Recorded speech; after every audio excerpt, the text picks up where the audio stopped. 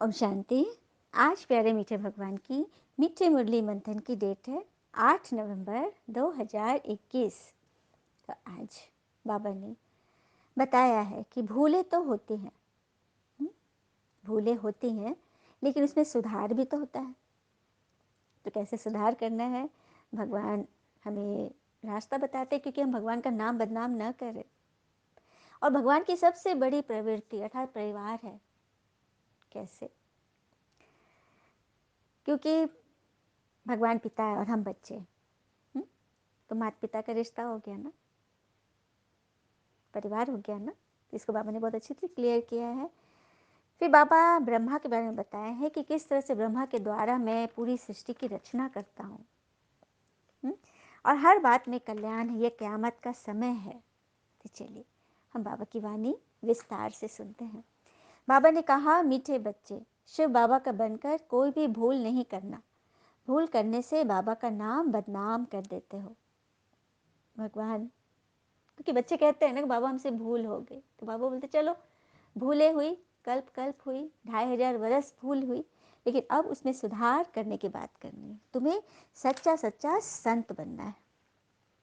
संत किसे कहते हैं? संत वह नहीं जो सांसारिक जीवन से भाग जाए, भौतिकता की दौड़ में दौड़ता जाए।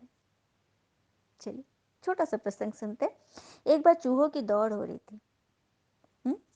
तो चूहों की दौड़ में सबसे रोचक बात क्या थी कि जो जीता वो भी तो चूहा ही था ना।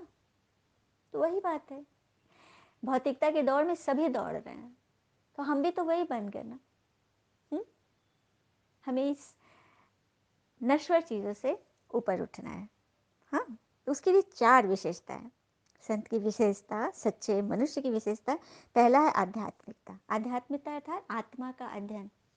दूसरा मोह का त्याग, विकारों का त्याग। तीसरा निस्वार्थता, और चौथा है निर्भयता। निस्वार्थ, मोह का त्याग। मोह में जानते क्या होता है? जब खोने का डर और कुछ पाने की लालसा निकल जाए, चाहे दौलत हो, वस्तु हो, रिश्ता हो या जिंदगी, तभी मोह खत्म होता है।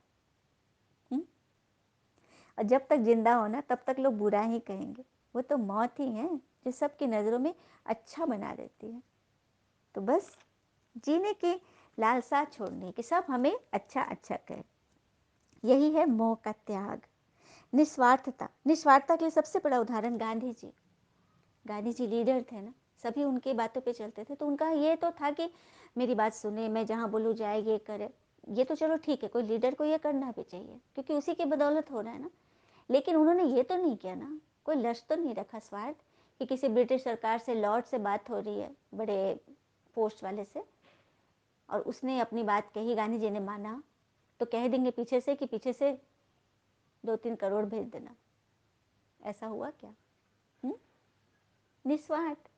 उन्होंने सबकी बात मानी, सबको लेके चले। किस लिए? भारत को आज़ादी दिलाने के लिए, अंग्रेजों से मुक्ति के लिए। तो यहाँ परमात्मा भी बोलते हैं, मैं सबसे बड़ा बापू हूँ। वो भी बापू थे राष्ट्र के, और परमात्मा सभी आत्माओं के बापू, जो हम सबको निस्वार्थ भावना से सबको इस आंदोलन में चला रहे हैं कि हम सब भगवान की राह पर, श्रीमत पर चलकर रावण की जंजीरों से छूटो, रावण से की गुलामी से छूटे। तो यह परमात्मा हमें बैठ सिखा रहे हैं।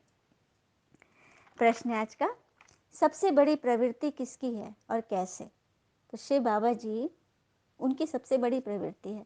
प्रवृत्ति माने परिवार। भक्ति में भी यह गाते आओ ना, तुम ही मात पिता, हम बालक तेरे। तो सभी गाते हैं। तो मात पिता बालक मतलब परिवार हो गया ना, रिश्ता हो गया, तो हो गया ना प्रवृत्ति। परंतु जब तक वह साकार में न आए, तब तक उनकी कोई प्रवृत्ति नहीं। ये भी बात है, भगवान तो निराकार है, परमात्मा परम धाम में रहते। जब तक वो साकार मृत्यु लोक में शरीर धारण न करे, तब तक कोई प्रवृत्ति कैसे समझेगा? क्योंकि ऊपर में तो आत्मा परमात्मा सभी निराकारी रूप में रहते हैं ना।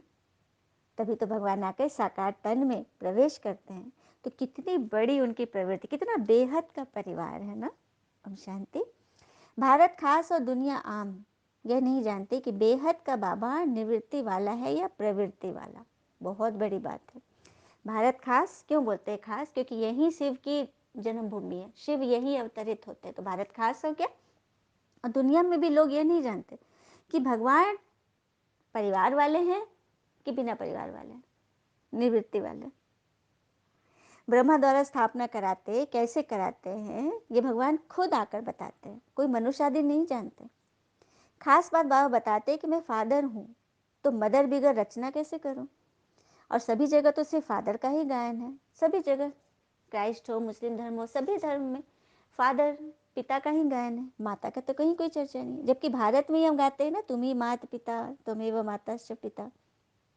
तो इसी को बाबा बता रहे हैं कि ये ब्रह्मा ही है बड़ी माँ, जिनके तन में भगवान ने प्रवेश किया तो उनके मुख से जो गीता ज्ञान ये मुरली निकली, उसे सुनकर बच्चों ने अपना जीवन बदला, अपना रहन सहन, अपने स्वभाव, अपने विचार बदले और ब्राह्मण बन गए। तो हो गई ना प्रवृत्ति, पूरा परिवार हो गया। बाबा फिर समझाते कि तुम सभी कांटे थे, तभी तो शिवलिंग पर क्या चढ़ता है, कांटे, धतूरा, अक्के फूल, जहरीले फल फूल। तभी तो बबुलनाथ हम सभी को फूल बनाते हैं। परंतु हमारे में भी नंबरवार है, कोई तो तख्तनशीन बनेंगे, कोई क्या क्या। ये भी बात है, जैसे स्कूल में टीचर पढ़ाते हैं, सबको बराबर पढ़ा रहे हैं ना, लेकिन कोई टॉपर निकलता है, कोई फेलवर भी निकलता है। तो यहाँ भी वही है, पढ़ाई है।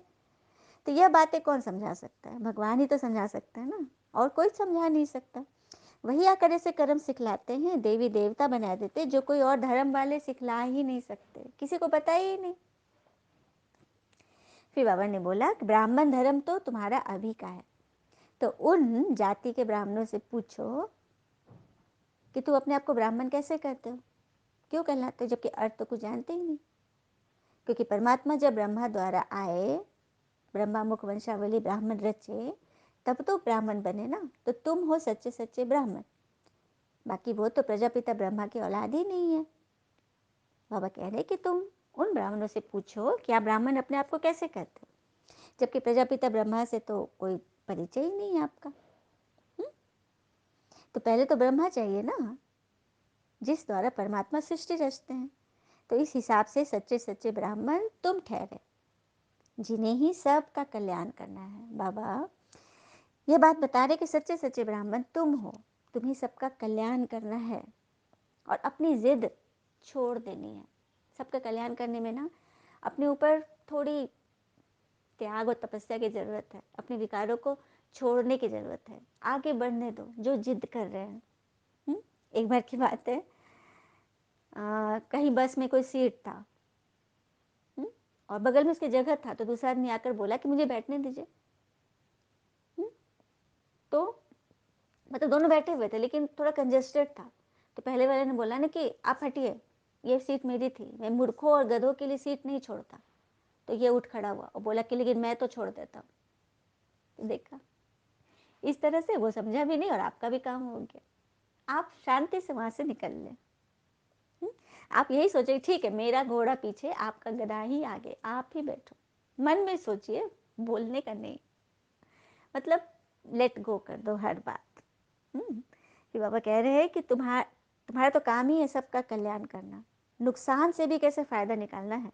भूले तो सबों से होती, लेकिन अंत में कल्याण तो कोई भी हालत में होना ही है। भगवान ने गारंटी कर दी, अंत में कल्याण तो होना ही है, क्योंकि शिव बाबा ही कल्याणकारी है, सबको सदगति देते हैं।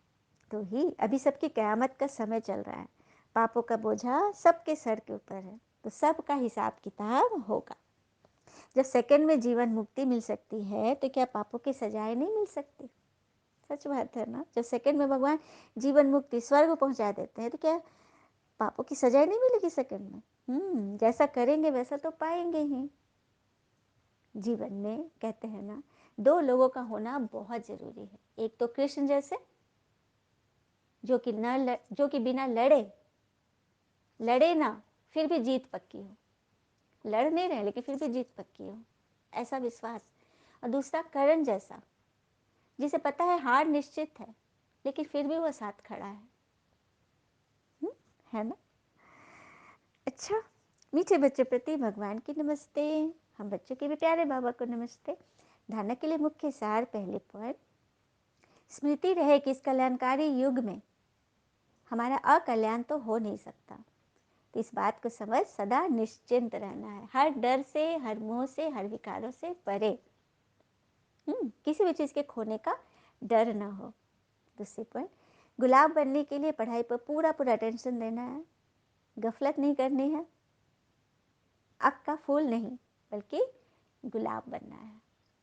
आग का फूल जहरीले फल फूल नहीं, सुगंधित फल पुष्प, स्वादिष्ट फल पुष्प बनना है, मीठा बनना है। वरदान दिया पापा ने। सबको रिगार्ड देते हुए अपना रिकॉर्ड ठीक रखने वाले सर्व के स्नेही बनो। सबको रिगार्ड देते हुए अपना रिकॉर्ड ठीक रखने वाले सर्व के स्नेही बनो। तो जितना जो सभी को रिगार्ड देता है उतना ही अपने रिकॉर्ड को ठीक कर सकता है।